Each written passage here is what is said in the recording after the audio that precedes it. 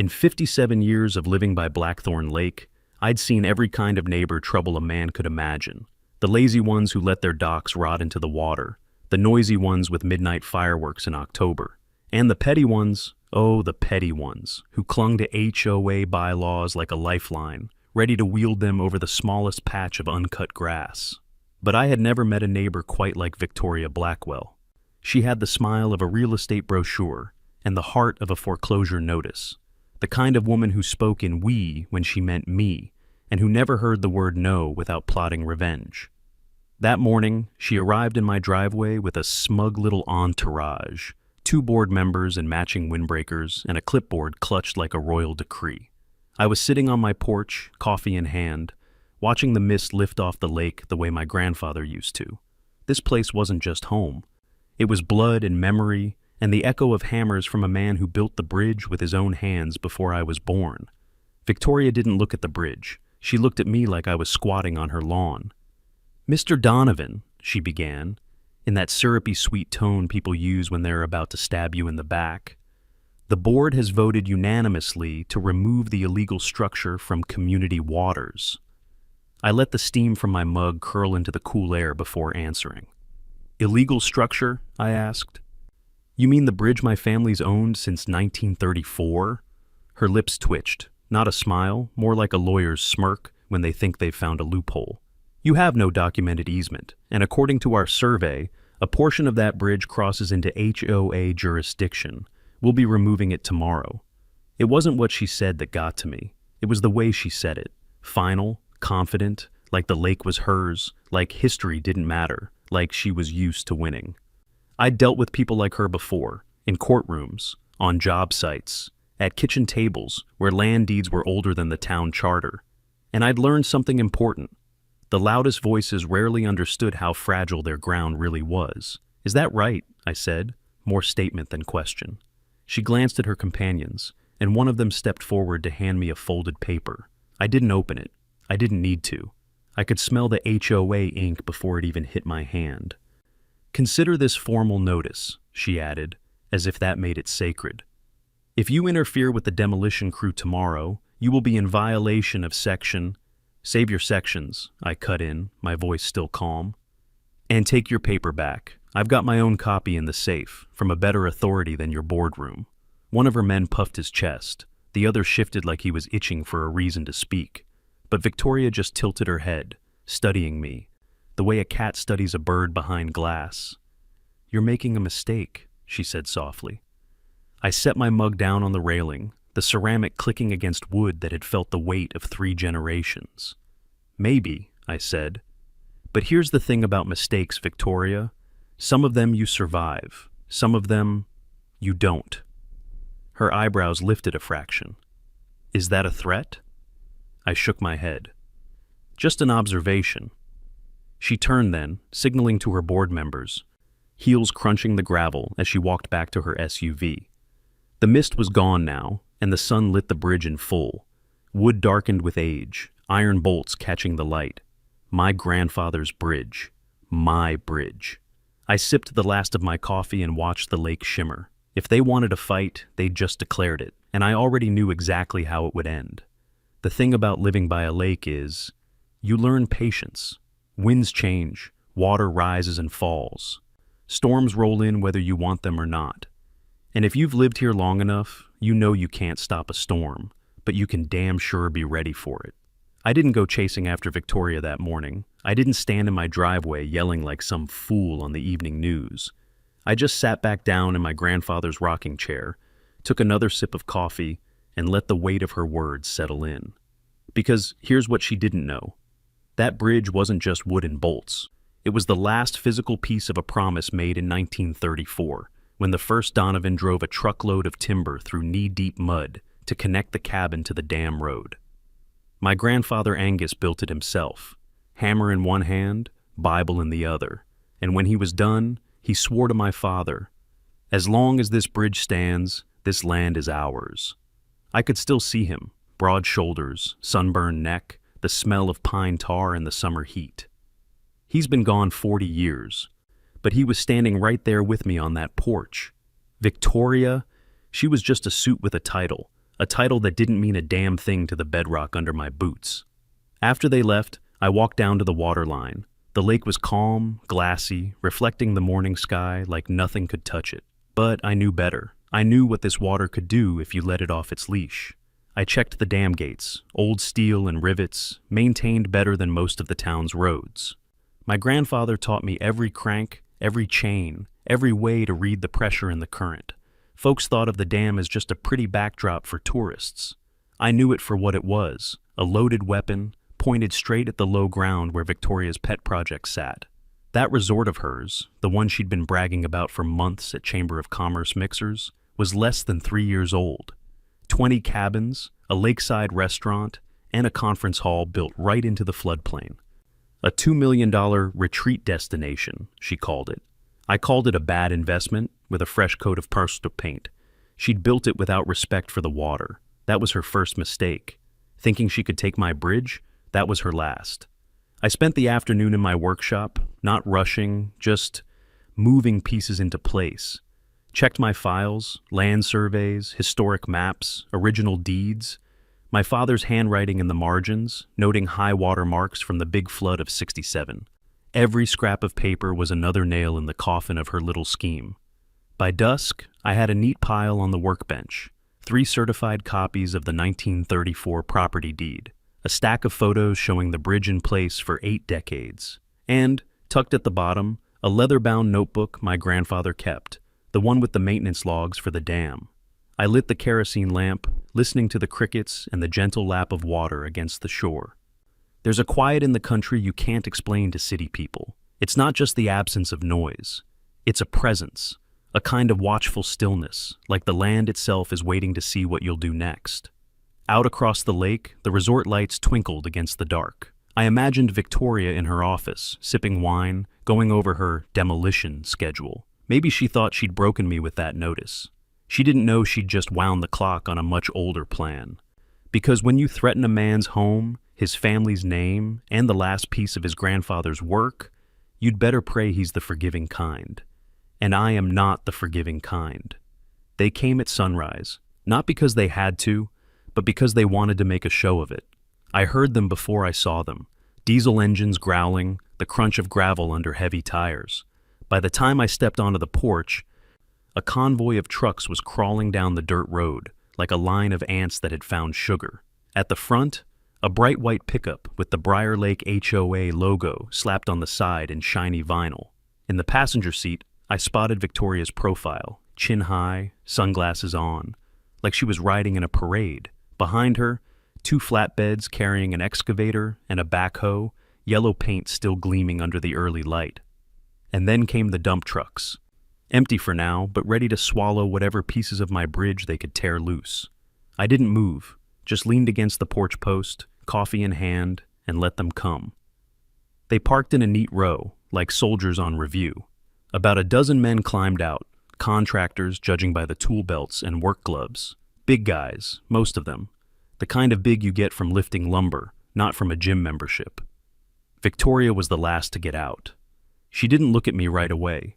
Instead, she turned to her foreman, a barrel-chested man with a hard hat tucked under one arm.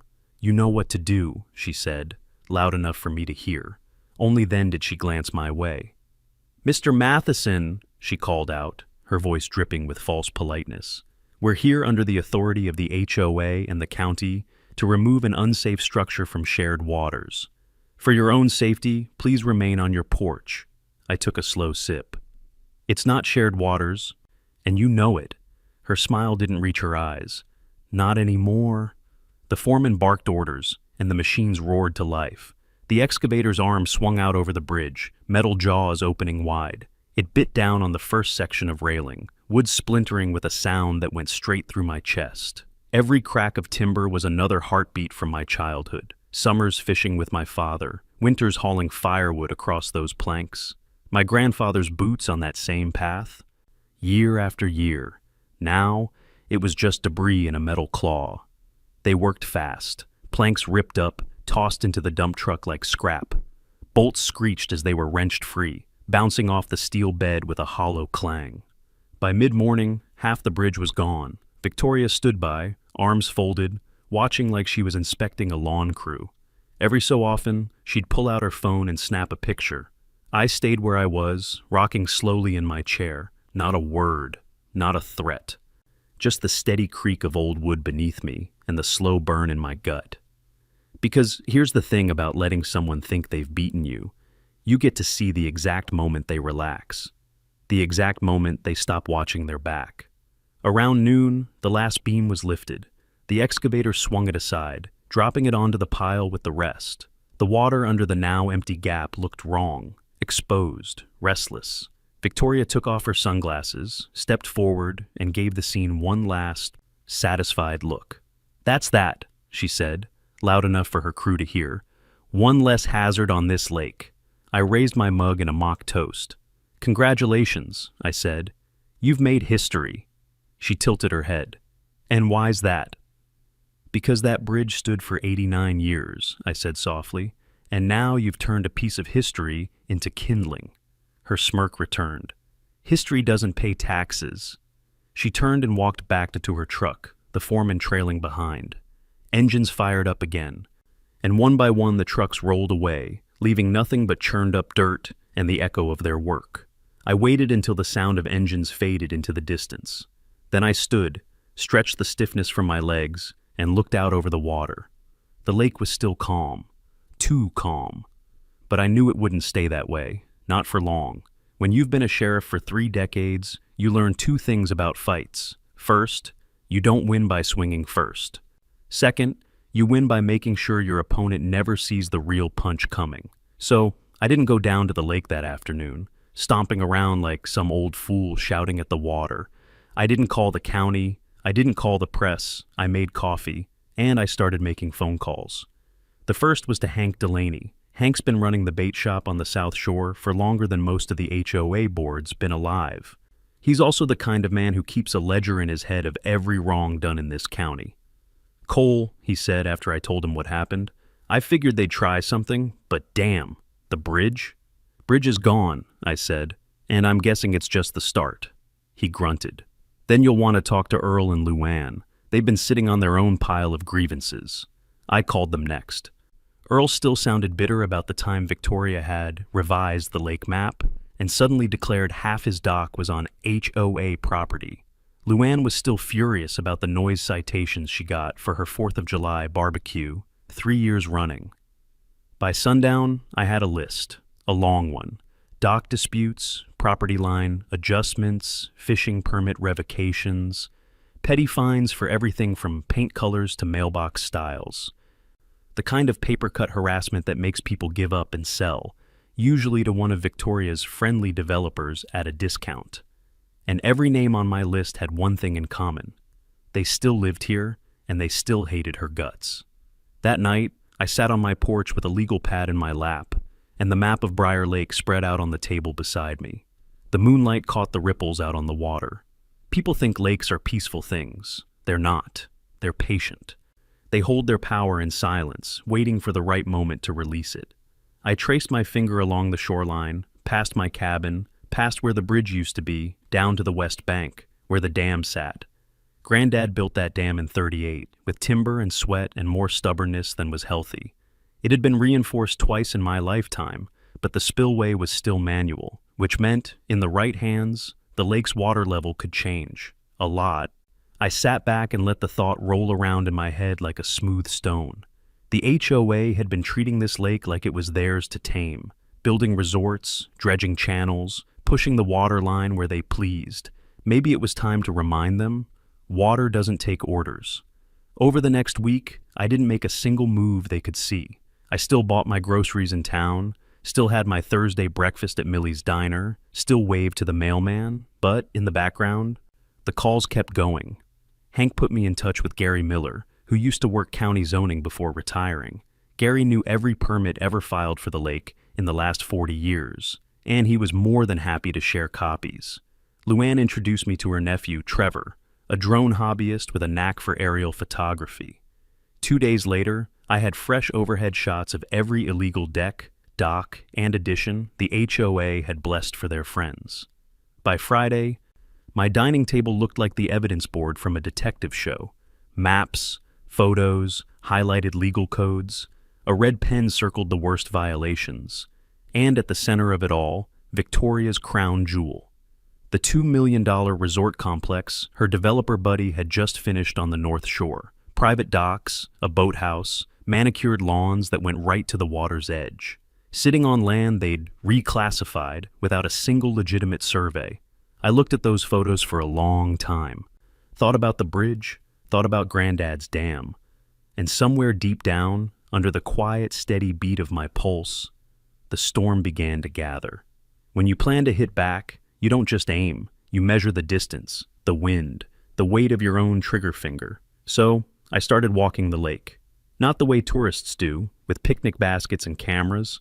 I took the old deer trails, the narrow footpaths you only find if you've hunted these woods your whole life. I kept low, moved slow. Every few hours, I stopped to make notes in my leather-bound field book. The bridge was a memory now, nothing left but broken timbers half sunk in the water. I paused there longer than I meant to. The air smelled of wet cedar and rot. That bridge wasn't just wood, it was connection. Between my land and the East Shore, between me and the people who used to cross over for coffee, fishing, or just a good talk.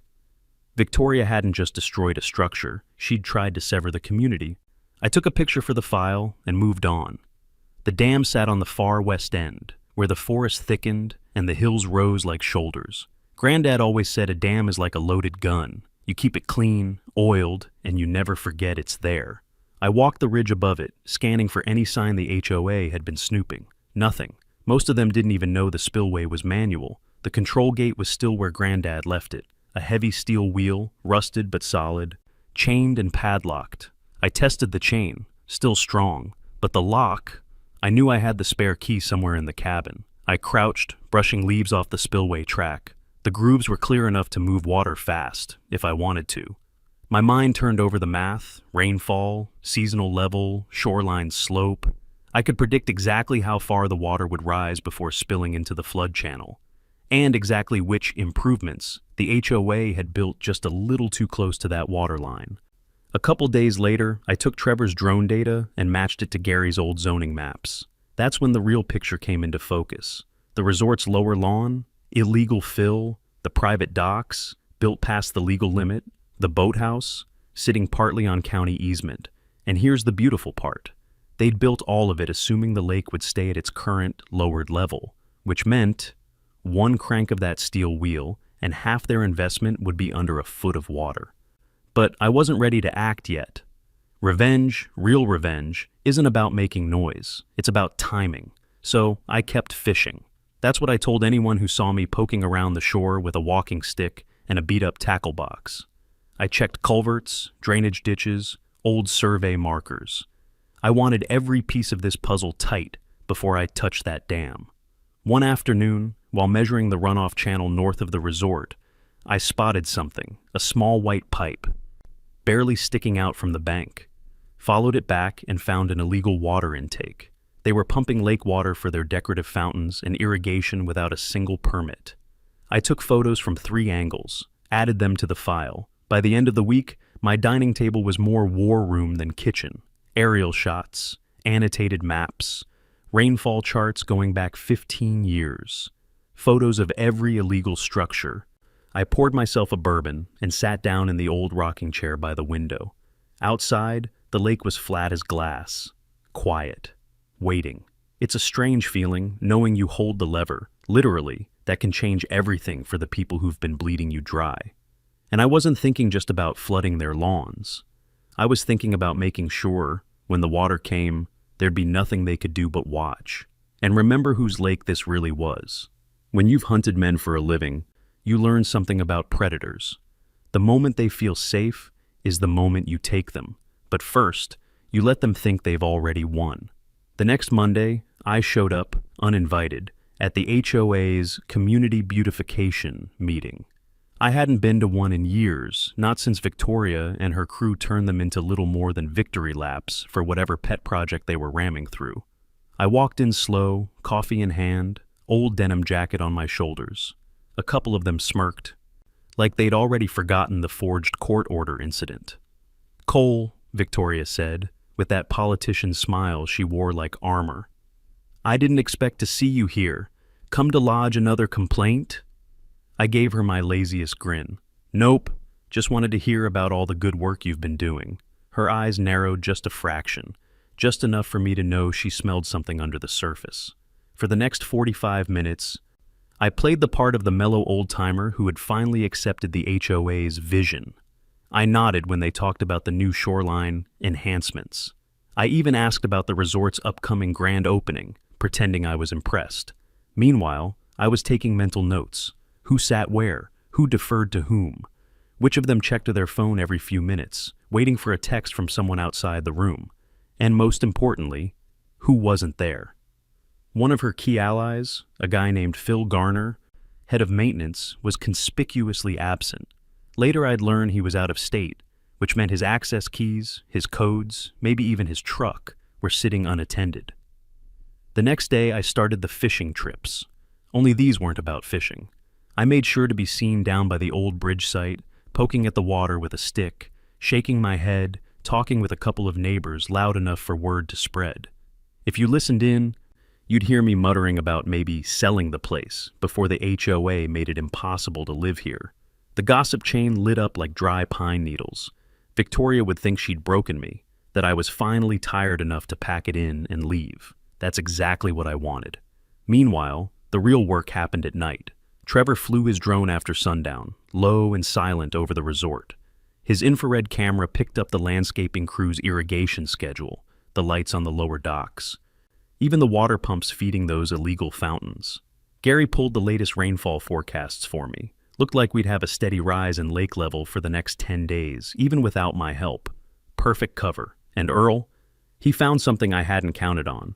The resort's insurance policy didn't cover damage from changes to natural water level, which meant if the lake rose past a certain point, they'd be eating the loss entirely. By Friday, the bait was set. I ran into one of Victoria's junior board members at Millie's Diner, made sure he saw me studying a real estate flyer for property 2 counties over. Let him accidentally overhear me asking the waitress how hard it was to get a moving truck on short notice. By that evening, I'd bet good money the story had reached Victoria's ears. Cole Matheson was done. She'd be feeling safe now, certain the lake was hers to control. That night, I walked down to the dam. Moonlight on steel, the low hum of the water pressing against the gates. I knelt by the wheel, pulled the padlock key from my pocket. I didn't turn it, not yet. You don't spring the trap when the prey is still sniffing the bait. You wait until their head is all the way in. And then, you close it. There's a certain sound a steel gate makes when it's been holding back pressure for too long. It's low, almost a growl. That night, the dam was speaking to me. I walked the ridge in darkness, my boots silent on the pine needles. The air was heavy with the smell of wet earth and coming rain. Somewhere behind me, the lake stretched wide and black, a sleeping giant that only needed a nudge to wake. When I reached the spillway platform, I set down my pack and pulled out a heavy flashlight. Its beam cut across the metal, catching the rust along the wheel's rim, the damp sheen on the gate housing. Granddad's voice came back to me, as clear as the night he first brought me here. "A dam's like a promise, Cole. You keep it steady until the time comes to let it go. And when that time comes, you don't hesitate." I ran my hand over the cold steel. For decades, this gate had been the lake's heartbeat, keeping the water where it belonged. Tonight, it would remind everyone whose land this really was. First, I checked the chain. Still strong, but I'd brought the bolt cutters anyway.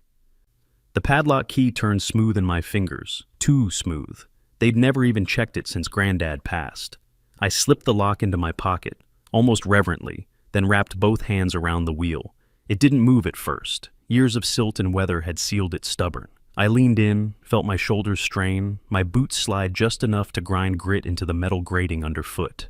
Then, a groan, a half-inch turn, another. The gate was listening now. I worked it slowly. Opening too fast could send a surge big enough to draw attention immediately. No, this had to look like nature's hand. Rain swollen, gradual, inevitable. Water hissed below, first a trickle, then a steady rush. I stepped back and watched the current take shape, swirling white against the dark. On my wrist, my old field watch ticked steady. I'd time the release to match the next 3 days of forecasted rain. That way, by the time anyone suspected something, it would be too late. I squatted by the edge, shining the flashlight down the channel. It was working. Already the lake's surface was shifting, almost imperceptible, like a slow breath in. That's when the memories hit harder than the cold.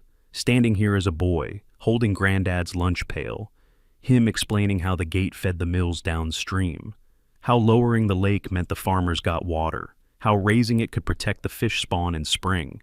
It was power, not just in the steel and the water, but in knowing when to use it.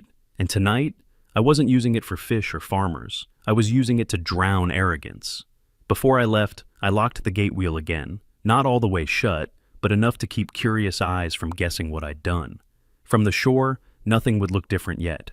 The resort lights twinkled in the distance, oblivious. I packed up, slung the bolt cutters over my shoulder, and started back through the trees. Halfway home, I stopped on the ridge. Below, the lake gleamed in the moonlight, serene, but I could already feel its weight shifting. Somewhere in my gut, the tension eased. Not completely. This was only the first move, but enough to know the game had finally begun.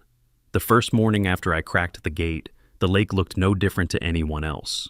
To the untrained eye, Blackwater was calm as ever, mirror smooth under a pale sky. But I saw it, half an inch higher along the old stone markers my grandfather set into the bank. I made my coffee slow that morning, sitting on the porch, letting the steam curl into the cool air. Across the water, the resort bustled. Crews strung lights along the dock. Some kid in a golf cart zipped between cabins. They were building for summer crowds, for champagne toasts and ribbon cuttings. They had no idea their foundation was already softening under the weight. By midweek, the changes were harder to miss, if you knew where to look. A section of gravel path near the eastern shore was damp all day now, never drying in the sun. The low dock by the boat rental shack rode an inch deeper in the water. And the reeds near Mallard Cove? They swayed in places they hadn't grown last year. I made sure to wander by, casual as could be, tipping my hat to the workers. Nobody paid me much mind, just the old man who liked to walk the shoreline. The weather played its part beautifully. 3 straight days of rain, heavy at night, gentle in the morning. The lake drank it in, every drop adding to the quiet pressure pressing against the resort's manicured edges. I'd visit the dam at night, lantern shielded, checking the wheel's position. A quarter turn more here, an eighth there, never enough to draw suspicion if someone stumbled on it, but always pushing the water higher. One afternoon, I spotted Victoria herself down at the main dock, barking at some poor landscaper about flower arrangements. She didn't see me, but I saw her, heels clicking on the wetboards, hair perfect, confidence radiating. She had no idea she was walking on what would soon be her ruin. By the end of the week, the first warning signs whispered through the neighborhood gossip chain. Millie from the diner mentioned the fishing pier felt wobbly when her nephew went crabbing. Earl said he had heard one of the resort maintenance guys complaining about the pump system running overtime. I kept my mouth shut, just nodding along, the picture of harmless curiosity. Inside, though, I could feel the current shifting. The game clock was ticking down. That Saturday night, I walked the ridge above the resort. The moon was a thin silver hook, just enough light to see the glimmer on the flooded grass near the volleyball court. The sound of the lake had changed too. Not just lapping, it was pressing, a deeper, throatier sound against the retaining walls. Standing there, I realized something. The lake wasn't just water. It was memory, legacy, and patience all bound in one, and now it was becoming my weapon. I turned to head home, boots sinking slightly into ground that should have been firm. Tomorrow I'd check the insurance trigger line. Earl had marked it on a stake weeks ago. One more good rain might push us over, and when that happened, there'd be no turning back. It happened on a Sunday morning, just before dawn. The rain had come heavy all night, hammering the tin roof, drumming against the windows. When I stepped out onto the porch, the air smelled of wet pine and river mud, a scent I'd known my whole life. And there it was. The stake Earl had planted weeks ago, with that red line scratched into it, the insurance trigger. Anything above that mark, and the resort's flood coverage would have to kick in. The water was kissing it, not lapping, not flirting, kissing it, steady and sure. I sipped my coffee and watched the first sunlight creep across the lake. It was almost tender, The way the light touched the cabins, the docks, the perfect little beachfront Victoria had spent so much money grooming, tender, but temporary. By mid-morning, the whispers started. I caught two maintenance guys arguing near the main dock, something about the sump pumps working overtime and still losing ground. A delivery truck backed in with crates of bottled water, the driver looking confused when no one came to sign. Even from the road, I could see it. The volleyball court was half a pond now, and the lower fire pit, the one they used for those exclusive guest bonfire nights, just a circle of wet ash. I walked down to the general store for milk I didn't really need, just to hear the talk. Millie leaned over the counter, eyes wide. You hear about the cabins on the east side? Some of them got water under the floorboards already. I gave her my best slow nod. Shame about that. Guess all that rain's catching up. She lowered her voice. HOA's in a tizzy. Victoria called an emergency meeting this afternoon. Closed doors, no press. That meeting. I didn't need to be inside to know how it went. I could picture it. Victoria pacing, her lieutenants sweating through their polos, someone blaming the county, someone else muttering about sabotage but too scared to say my name out loud. They wouldn't dare. Not yet. Late that afternoon, I walked the ridge again. The resort was quiet now, too quiet for a place that should have been gearing up for the summer rush. From my vantage point, I saw the first real sign of panic, a flatbed truck hauling sandbags in from town. Workers in reflective vests formed a sloppy chain, stacking them along the west retaining wall. It was a laughable effort. The water would come from everywhere, not just there. That night, I went back to the dam. The gate wheel felt slick in my hands from the humidity. I gave it just a quarter turn more, enough to keep the water climbing, but not so fast they'd hear the roar in their sleep. Below me, the spillway rushed like a living thing. I closed my eyes and listened. It sounded like inevitability.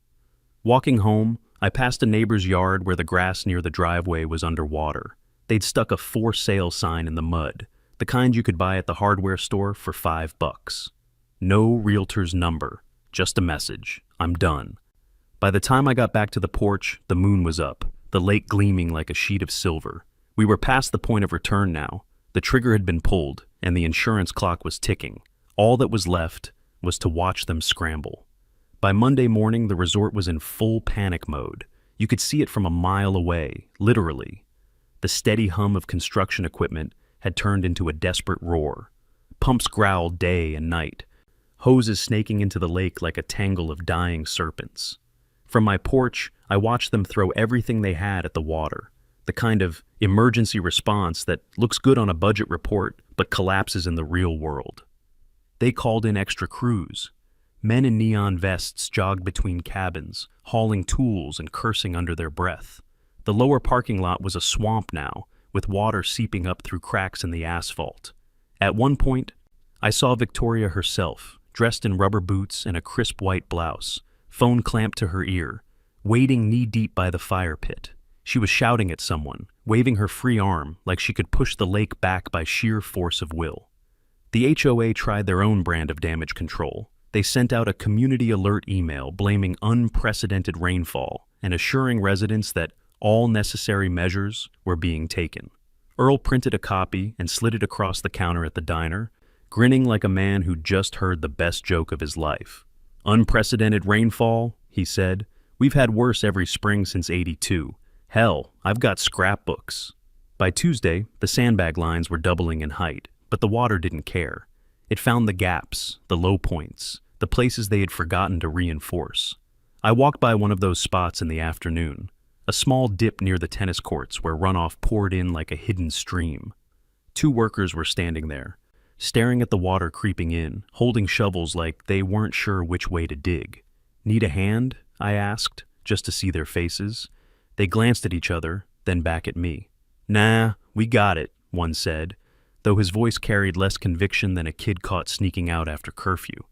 Wednesday brought the news I'd been expecting. The first cabin had been evacuated. Word was the floor joists had started to warp, and a guest nearly sprained an ankle stepping inside. HOA security escorted them out, luggage piled into a golf cart, while a maintenance man muttered something about the structural integrity under his breath. That night, I walked the ridge again. The moon was nearly full now, the lake bright enough to read by. I could see the reflection of the floodlights they'd set up around the resort, harsh white beams cutting across the water, making the whole place look like a prison yard.